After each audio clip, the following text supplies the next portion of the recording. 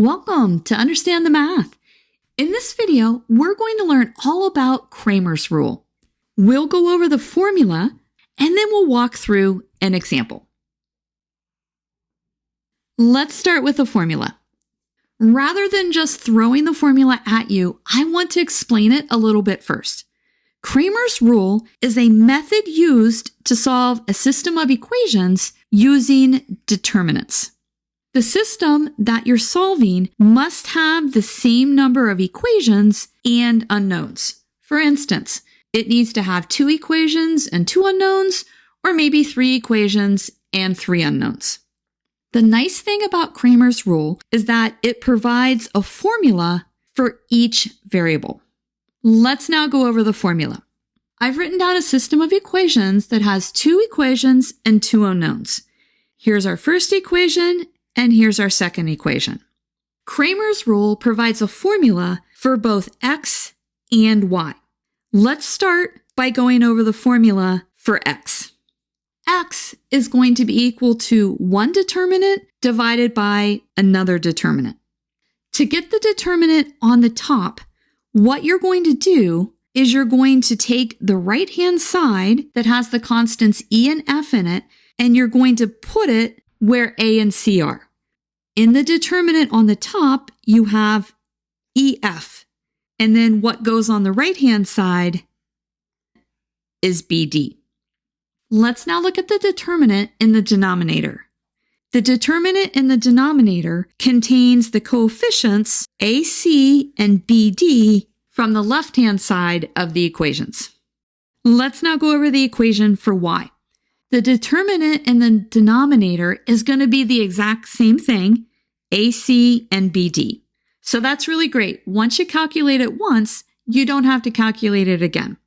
Now let's look at the determinant on the top. The AC stays the same, and then the constants that multiply the y change, and they become EF. Let's now go over an example, and I think you'll understand it better when we start using numbers. We're given a linear system with 2 equations and 2 unknowns, and we're going to use Cramer's rule to solve the system. We're going to first solve for x. In the determinant on the top, on the left-hand side, we are going to put our constants, 5, 8.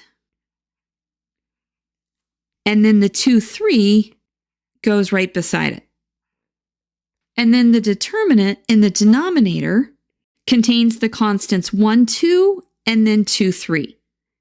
1, 2, 2, 3. Let's go ahead and let's calculate this. This determinant is equal to 5 times 3, that's the main diagonal elements multiplied, minus 2 times 8, that's the off diagonal elements multiplied.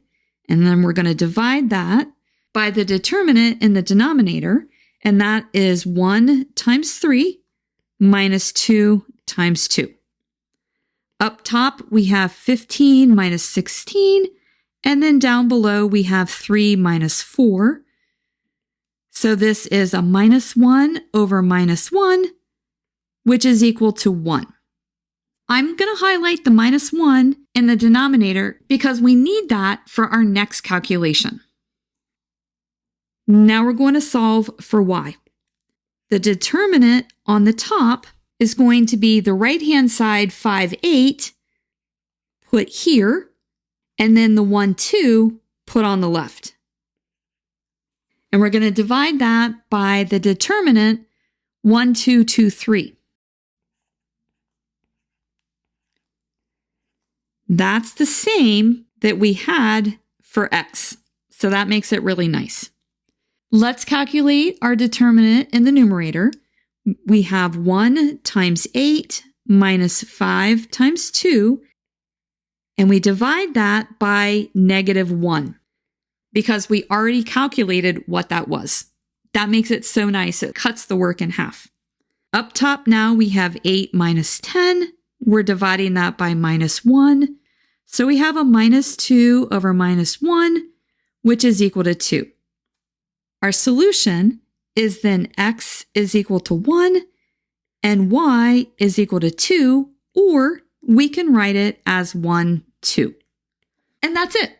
You now know the formula for Cramer's rule and how to use it to solve a system of equations.